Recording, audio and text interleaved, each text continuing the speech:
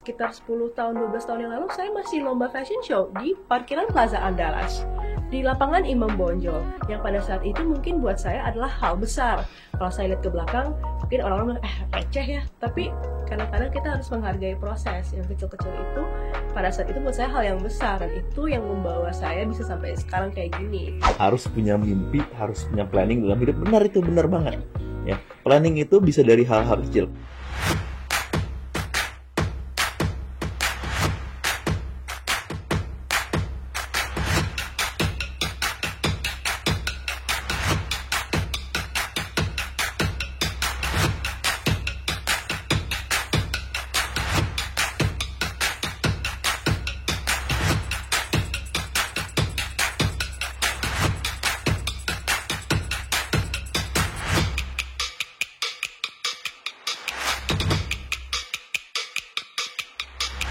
Assalamualaikum warahmatullahi wabarakatuh. Halo Dunsana Kasadonyo, kembali lagi di Minang Milenial Manang Podcast episode ke-8. Setiap kita adalah tokoh, setiap cerita menjadi contoh. Saat ini kita kedatangan seorang bintang tamu, seorang model dan presenter berdarah Minang. Beliau juga telah meraih runner-up Putri Indonesia 2016, berasal dari Padang, Sumatera Barat. Terus juga merupakan Putri Pariwisata Indonesia 2016, juga mewakili Indonesia di kontes Miss Supranational 2016 di Polandia. Langsung saja kita sapa bintang tamu kita kali ini, Intan Aletrino. Halo. Udah ya kalau di sini panggilannya ya. Jangan dipanggil Bapak. Goedemorgen. Goedemorgen. Uitstekend.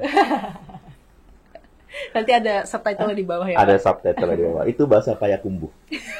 Ya. Intan Aletrino. Yes, udah.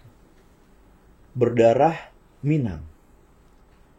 Profesinya seorang model. Udah berapa lama sih, Intan? Belajar jadi model? Apa mendadak? Apa gimana? Apa cita-cita dari kecil? Atau?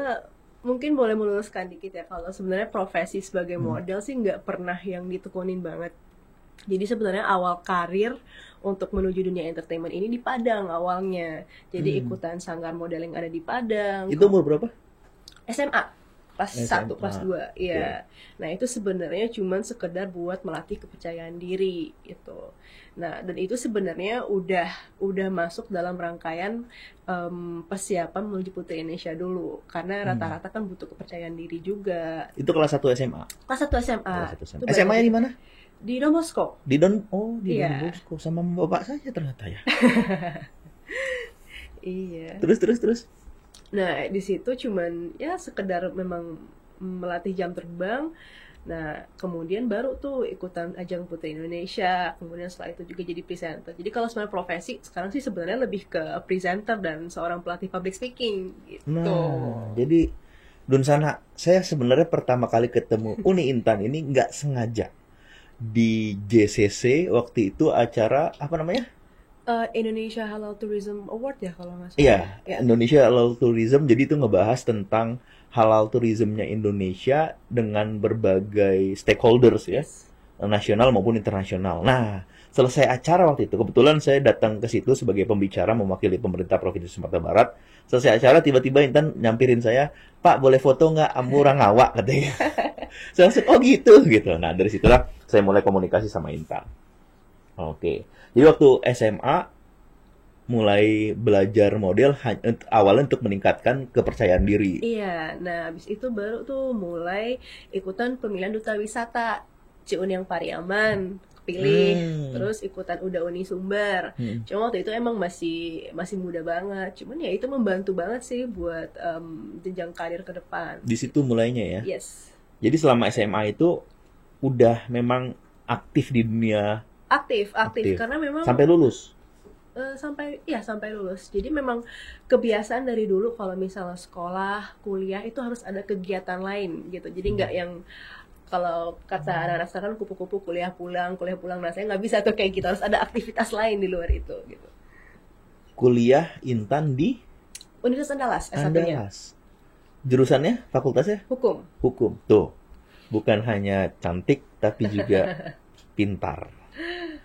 Oke. Terus jadi mulai menapaki dunia karir dari modeling sampai sekarang jadi presenter dan sebagainya gitu ya. Eh Pernah nggak selama SMA itu ketika menapaki dunia modeling merasa down atau merasa aduh ternyata nggak cocok nih sama dunia ini nih, atau pernah gagal dalam kan pernah jadi udah uni jadi Iya, ini iya. ini berhasil terus nih kelihatannya nih. Kelihatannya, Mm-mm. cuman kan kalau misalnya kerikil-kerikilnya, downfall-nya kan nggak pernah kelihatan. Jadi, em, gini, kadang-kadang orang mikir, wah enak ya seorang Intan Alatrino jadi presenter, udah kerja di TV nasional. Cuma mereka lupa, Mm-mm. ada proses. Dan saya mulai dari bawah banget. Dan bisa dibilang masih baru banget, sekitar 10 tahun, 12 tahun yang lalu, saya masih lomba fashion show di parkiran Plaza Andalas. Di lapangan Imam Bonjol, yang pada saat itu mungkin buat saya adalah hal besar. Kalau saya lihat ke belakang, mungkin orang-orang bilang, receh ya. Tapi kadang-kadang kita harus menghargai proses. Yang kecil-kecil itu, pada saat itu buat saya hal yang besar. Dan itu yang membawa saya bisa sampai sekarang kayak gini. Dan banyak kok misalnya ikutan udah uni Sumbar, cuman mentok di top 5 gitu kan. Karena kan biasanya pastilah kita ikut kompetisi pengennya menang gitu ya. Sempat ada kekecewaan di situ. Cuman ternyata ya jalan saya nggak di situ. Ada hal yang lebih besar lagi yang dipersiapkan. Tapi at least pengalaman dari situ tuh membantu banget. Tuh, Tuh. di sana. Jadi buat nyampe kalau sekarang suka nonton insert, nah, yang suka pada ngegosip ya, nah, mungkin sering ngelihat Uni Intan di Revisi situ. Pak, Hah? gosip itu adalah fakta yang tertunda. Ah, ya, ya itu. Kalau orang jualan selalu begitu nih. Yang suka ngeliat Uni Intan di situ, ternyata bukan ujuk-ujuk dia jadi presenter topnya nasional Indonesia tampil di insert. Enggak, itu semua ada prosesnya, dimulai dari bawah. Jadi nggak ada tuh orang tiba-tiba zat naik ke atas tanpa proses yang dilewatin, ya kan? Semuanya ada prosesnya. Kalaupun ada biasanya cuma bentar. Mm-mm. Hilang. Nah, kalau yang dadakan ya, ibaratnya yang tiba-tiba muncul nanti Ya. hilangnya cepat. Betul betul tuh. Tuh. Uni Intan nih lahir di Venlo. Venlo tuh sebelah mananya Payakumbuh ya? Aduh, gang tua Pak. Ah, ah. Masuk ke dalam. Ada kayak pohon tua. Oh, Tahu. tahu gua tahu tuh. Ah. Venlo itu di negara Bapak yang pernah kuliah dulu, Di negara kincir Belanda. angin Belanda. Di Venlo, Belanda. Jadi Uni Intan ini ternyata menghabiskan masa kecil sampai SMP ya? Ya. Di Belanda. Terus akhirnya pulang kampung lagi, justru SMA di sini, kuliah di sini, baru kuliah S2 di Jakarta. S2 di Jakarta. Ya, di PPM School of Management. Ini belajar jadi presenter dan bahkan sekarang mengajar public speaking ya. Ya. Public speaking. Itu dulu belajar otodidak atau ada yang ngajarin sebelumnya? Bisa dibilang learning by doing. Jadi saya juga nah ini tadi yang saya bilang tadi, start from the bottom. Saya dulu menjadi presenter TV itu awalnya di Padang TV loh. Ini teman-teman Padang TV pasti tahu saya. Oh, Di saya Padang sering TV taruh dulu. iklan tuh Padang TV tuh, selamat Ramadan gitu. Padang TV, kemudian di TVRI Sumbar. Nah, di situ Itu awalnya jadi presenter. ya, Oke. cuman ya itu masih tahap belajar banget, masih mentah lah waktu itu. Cuman ya itu mulai dari situ banyak belajar. Ya udah otodidaknya gimana? Bener-bener kayak latihan sendiri, kemudian keluar dari zona nyaman. Jadi setiap opportunity yang dapat, karena jujur pada awalnya tuh takut banget sama yang namanya bicara depan umum. Itu aduh, kalau bisa tuh dihindarin deh gitu. Cuman akhirnya karena saya tipe orang yang pengen keluar dari zona nyaman, ambil tuh kesempatan yang ada. Akhirnya wah seru juga jadi presenter gitu. Jadi akhirnya udah S1-nya apa, S2-nya apa, ternyata bidang pekerjaannya malah di bidang komunikasi. Komunikasi justru ya. Tuh, Dun sana. Jadi ngelihat Uni Intan udah jago ngomong di depan publik, dulu awalnya justru takut Gelagapan malah. menghindari. Sama persis sama saya. Saya dulu takut banget tampil di depan publik, takut banget kalau suruh tampil depan kelas itu, udah keringet dingin, Iya. langsung semua basah, badan basah, ketek basah, semua basah, Saking ya kan? nervousnya. Saking nervousnya. Tapi gitu. ini ngomong kita ini jarang-jarang ya. Biasanya saya yang mewawancari orang, sekarang saya diwawancari sama Iya. Pak Wagub lagi. Kalau sekarang Uni Intan nggak boleh tanya apa-apa ke saya, cuman saya yang boleh nanya-nanya. Siap. Jadi Intan berdarah Minangkabau, ayah dari Ayah kelahiran Bukit Tinggi. Bukit Tinggi. Iya. Cuman memang tadi kan sempat bahas juga ya persilangan. Persilangan. ternyata.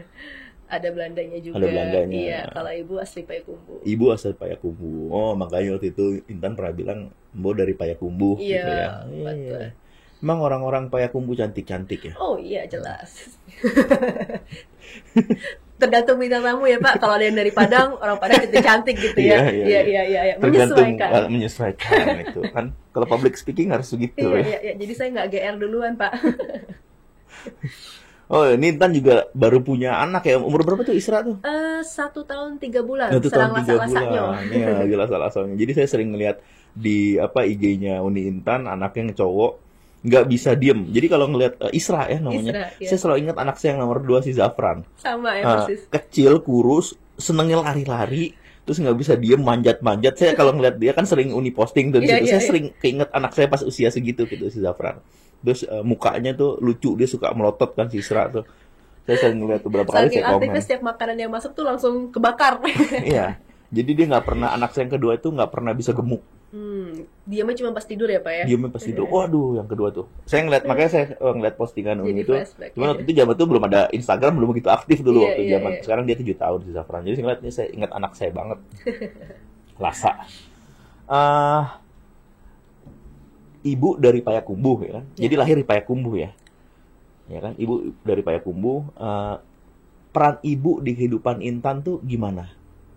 Wah, sangat berperan sekali sih. Jadi memang bisa dikatakan ibu saya pekerja keras. Karena ibu saya juga seorang perantau ya. Karena kan waktu saya tinggal di Belanda, ibu saya ibaratnya meninggalkan semuanya yang ada di sini, yang nggak tahu apa-apa tentang Belanda, nggak tahu bahasanya, nggak tahu budayanya, nggak tahu bermasyarakat seperti apa di sana gimana. Dia berjuang di situ dan merupakan role model karena saya saksinya gitu melihat betapa beliau bekerja keras dan bisa dibilang ya jadinya 11-12 sama saya. Makanya saya bilang tadi saya juga tipe orang yang nggak bisa diem, selalu harus ada kegiatan. Nah, ibu saya sampai sekarang nggak bisa diem gitu, jadi emang bekerja keras banget. Selalu aktif ya. Yes. Jadi peran ibu itu. Waktu lahir Intan di Belanda sampai SMP itu kan artinya lebih kurang 10 tahun Sampai umur 16 tahun 16 ya. tahun. Terus pindah ke Padang. Nggak shock, nggak culture shock. Dengan kehidupan Belanda yang seperti itu, saya bisa bayangin kan. Terus ke sini yang kehidupannya seperti ini gitu. Nggak culture shock tuh. Dibilang culture shock sih enggak, karena memang sebelumnya udah familiar juga sama Sumatera Barat. Karena setiap liburan musim panas, summer holiday itu sering diajak ke Padang. Jadi udah tahu nih kira-kira di Padang seperti apa. Cuman memang saat itu kan jadi turis gitu kan. Nah, ketika udah tinggal di sini memang mungkin ada beberapa penyesuaian gitu ya. Maksudnya kayak saya nih besar di Belanda, orang-orang straightforward kan, dan ternyata di sini nggak bisa kayak gitu. Sadalahnya bacaro, baaleh. Jadi saya kan typical observer, jadi kayak oh ternyata orang Minang itu harus begini ya gitu. Jadi ya banyak belajar sih sebenarnya dari adat Minangkabau sendiri, dan dibilang shock sih enggak, cuman memang saya juga gampang menyesuaikan diri ya. Cuma pasti ada beberapa hal yang beda kayak sistem sekolah, sistem pertemuan seperti apa, tapi ya pada akhirnya gampang sih menyesuaikan. Memang berarti artinya memang Uni Intan ini punya bakat di dalam dirinya sebagai punya soft skills yang sangat kuat nih untuk komunikasi, approaching dengan orang, adapting with the culture. Bisa dibilang begitu. Iya, jadi cepat gitu kan. Nah, selain ibu, siapa lagi yang menginspirasi seorang Intan Aletrino menjadi seorang presenter, bahkan public speaker seperti sekarang ini? Sebenarnya kalau untuk presenter, nggak tahu ya, saya dibilang ada nggak sih role model sebagai role model presenter yang benar-benar dikagumi sih nggak, karena memang nggak tahu dari kecil, mungkin Pak belum sempat cerita tadi ayah saya, bahkan dulu waktu saya masih kecil ayah saya suka, jadi kita punya di ruang atas di rumah itu punya kayak gym kecil sendiri, dan di situ tuh kayak ada kardus yang saya bikin sebagai TV. Saya gunting TV, terus boneka-bonekanya dijajarin, terus saya ya udah pura-pura jadi presenter lah, padahal usianya baru 4 atau 5 tahun di saat itu. Jadi sebenarnya sih kayaknya dari kecil tuh udah ada bakatnya, ada keinginan ke situ, cuma secara nggak sadar path yang saya tempuh tuh belum mengarah ke sana. Karena waktu SMP ditanya mau jadi apa, jadi lawyer, makanya satunya ngambilnya hukum gitu. Jadi pas ngambil hukum di semester akhir dapat tawaran buat ikut Putri Indonesia, ya udah akhirnya go with the flow, ngalir udah, jadi udah beda lagi nih pathnya. Jadi emang udah ada bakat, terus pathnya emang ngarahin Intan ke sana, akhirnya sampai titik yang sekarang ini. Iya. Gitu. Oke. dulu dari Belanda pindah ke Sumbar lagi 16 tahun. Kenapa waktu itu pindah ke Sumbar lagi setelah sekian lama di Belanda? Kalau alasan pertama sih sebenarnya dari dulu udah kepengen, karena memang gimana ya, perasaan kita lebih betah di suatu tempat itu kan nggak bisa dibuat-buat, itu kan muncul dengan sendirinya. Cuman memang pas banget di tahun 2006 itu ada undang-undang baru nih tentang kewarganegaraan. Jadi anak yang lahir dari hasil kawin campur antara dua warga negara, WNA sama WNI, itu bisa dapat dua nationality. Nah, saat itu saya dapat WNI dan saya ngerasa wah ini opportunity nih buat balik ke Indonesia. Akhirnya ya udah pindah ke Padang. Makanya kadang-kadang teman-teman saya di Jakarta, kok ke Padang, kenapa nggak Jakarta gitu kan. Tapi buat saat itu menurut saya kayaknya kalau untuk masa muda, untuk menikmati hidup, menurut Padang tuh udah tempat yang paling nyaman. Ya memang orang sini ya kan, kenapa nggak Iya. Jakarta? Mungkin kalau orang Jakarta ngelihat Intan, oh ini anak Jakarta banget nih Iya, gitu. padahal enggak kan. Enggak, sama kayak saya juga mikir, oh ini MC-nya nih pasti anak sini banget nih, anak Jaksel nih. Kamu taunya anak Payakumbuh. Iya. Luar biasa. Kalau nge-MC itu pertama kali di ajang apa? Jadi presenter. Mulai jadi MC. Mulai jadi MC. Kalau MC itu acara kecil dulu. Makanya saya bilang semua itu pasti berawal kecil. Di sini, di Sumbar. Enggak, kalau MC itu pertama kali di Jakarta. Udah di Jakarta. Waktu itu launching buku. Wah, itu gelagapannya, nervousnya udah nggak tahu deh. Bahkan tuh kalau misalnya ditawarin, mau nggak jadi MC? Nggak mau. Karena jujur, MC dibanding presenter itu lebih jauh menegangkan jadi MC. Kenapa? Karena MC kan kita berhadapan langsung dengan audience. Kalau presenter kan cuman kita dengan kamera gitu kan. Paling kalau misalnya salah-salah ngomong dikit viral lah gitu kan, dihujat. Cuman kalau MC kita harus bisa membawa audience. Kita bisa melihat respon audience, muka audience udah nggak fokus sama kita. Nah, itu tuh yang bikin grogi.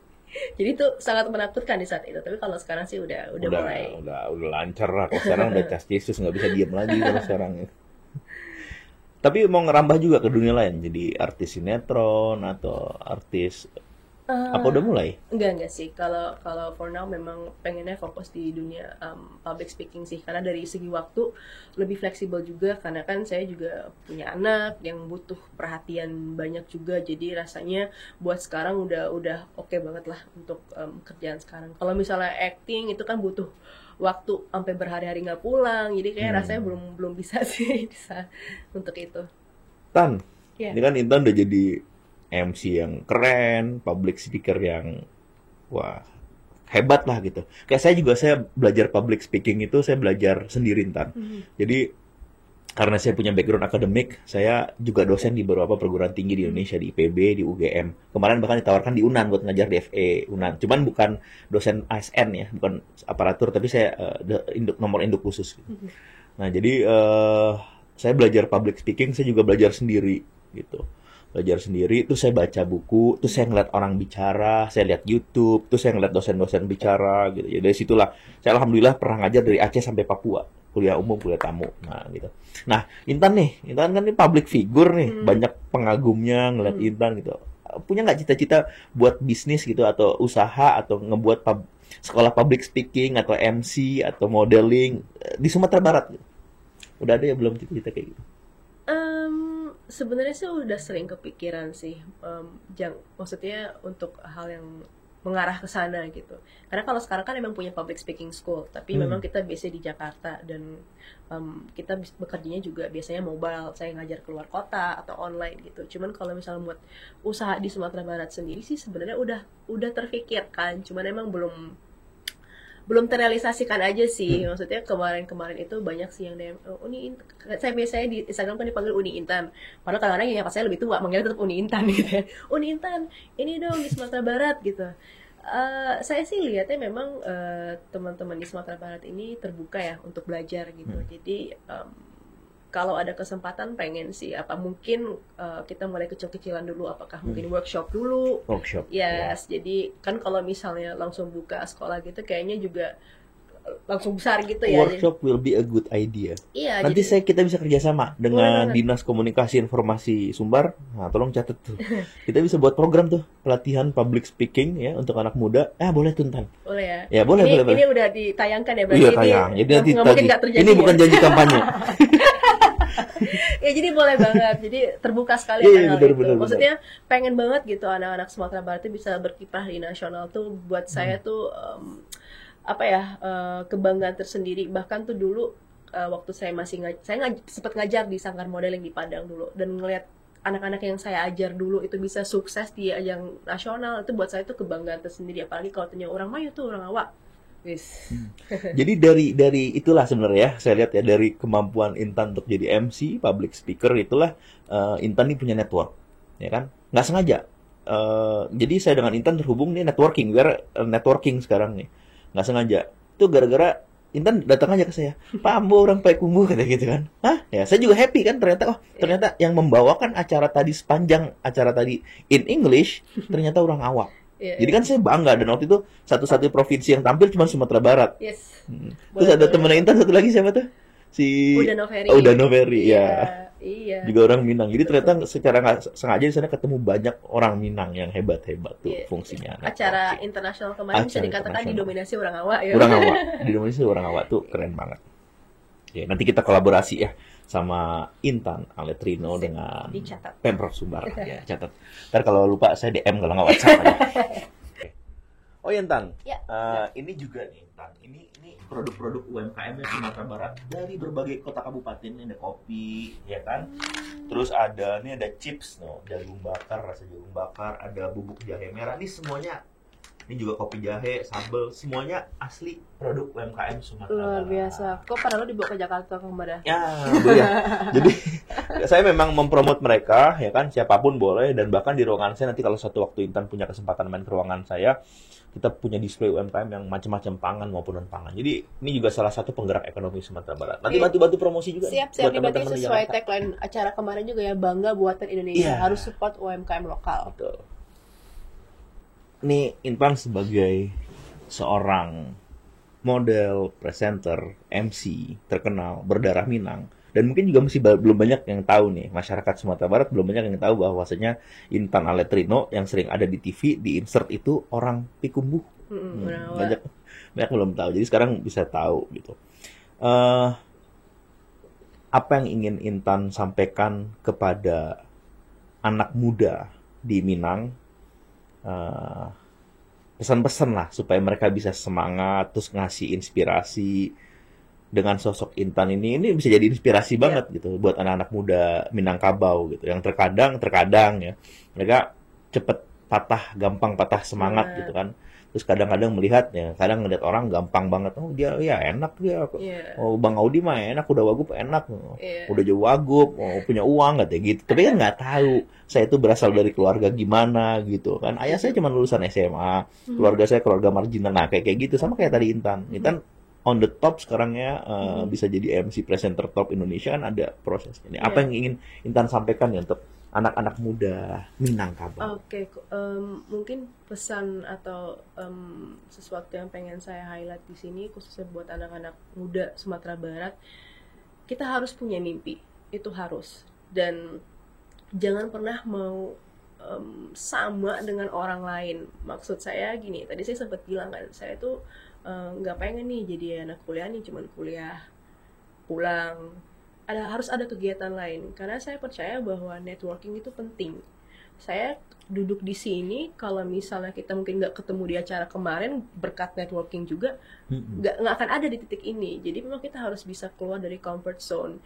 Jadi kadang-kadang kita terlalu nyaman ya, pakai sekolah, pulang, pakai nongkrongnya kawan-kawan, day in day out begitu terus. Tapi kadang-kadang kita nggak terasa nih, wah umur gue udah 25 nih, umur gue udah 30 nih. Nah waktu kan nggak bisa kita putar gitu. Jadi harus punya mimpi dan kejar mimpi itu. Dan kadang-kadang meskipun semuanya nggak berjalan as plan, tapi pada akhirnya ketika kita udah nyampe nih di titik itu, ketika kita flashback ke belakang, baru nih kita bisa memaknai, oh ternyata karena gagal itu ternyata bukan di situ rezekinya. Jadi emang harus punya mimpi, harus punya keinginan buat ngejar mimpi itu. Dan saya sempat pernah diwawancara, ada yang nanya, Intan ada nggak sih sesuatu yang pengen kamu ulang di masa lalu atau yang kamu sesali?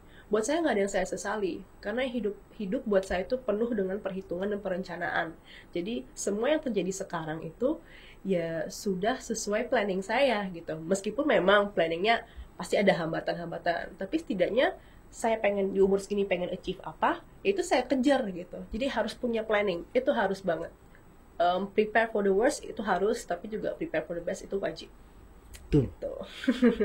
Pesannya dari seorang Intan Aletrino. Harus punya mimpi, harus punya planning dalam hidup. Benar, itu benar banget. Ya, planning itu bisa dari hal-hal kecil. Kayak saya kasih contoh deh, kayak saya selalu memplanningkan seminggu ke depan saya tuh ngapain aja. Yes. Terus apa yang harus saya achieve, terus apa yang harus saya lewatin. Tadi saya sampai ngeliatin staff saya ngeliatin Intan sampai bener-bener mengagumi banget ya. Tuh, jadi dan sukses itu semuanya ada anak tangganya. Betul. Nggak mungkin langsung goes to heaven, goes Betul. on the top, nggak mungkin. Setuju. Jadi semua ada anak tangganya. Iya. Pokoknya nggak bisa tuh yang konsep caliak biswa salah, nggak bisa. Oh, Ya, tuh, biswa benar tuh tuh, nggak harus bisa. direncanakan, Harus kamalawa rencanakan, gitu ya. kan. Jadi memang paling menyiksa itu adalah ketika kita bangun pagi hari terus kita nggak tahu mau ngapain hari ini. Nah, Kita iya. mau ngapain ya hari ini ya gitu. Jadi udah bos ada planning sebelum kita tidur. Kalau kayak saya pribadi, ketika saya mau tidur saya tahu besok pagi saya mau gini sampai malam. Jadi itu tahu. Terus lusa tuh saya mau ke sini saya tahu gitu. Dan bahkan ekstrimnya, gitu. Saya udah menyiapkan baju saya untuk hari-hari selanjutnya gitu. Jadi itu namanya planning, perencanaan. Dari kasih tahu sama Intan. Oke, terima kasih Dunsana Sadonyo sudah mengikuti Minang Podcast. Terima kasih Intan. Nah, Sama-sama yang udah meluangkan waktunya di tengah-tengah menjalankan pekerjaan. Kemarin Intan adalah MC ketika Pak Wakil Presiden datang ke Sumatera Barat dalam acara Bangga Buatan Indonesia. Buatan Indonesia. Jadi Iya. Intan MC-nya loh yang tunjuk untuk acara besar tersebut. Sambil nyelam minum air. Sambil pulang nyelam minum kampung air. juga. Sampai jumpa di episode selanjutnya. Selalu ada kisah menarik pada setiap obrolan kita di Minang Podcast. Jangan lupa like, comment, and subscribe. Dan share video ini. Jangan berhenti menginspirasi dan memotivasi karena setiap kita adalah tokoh. Setiap cerita menjadi contoh. Makasih. Assalamualaikum warahmatullahi wabarakatuh.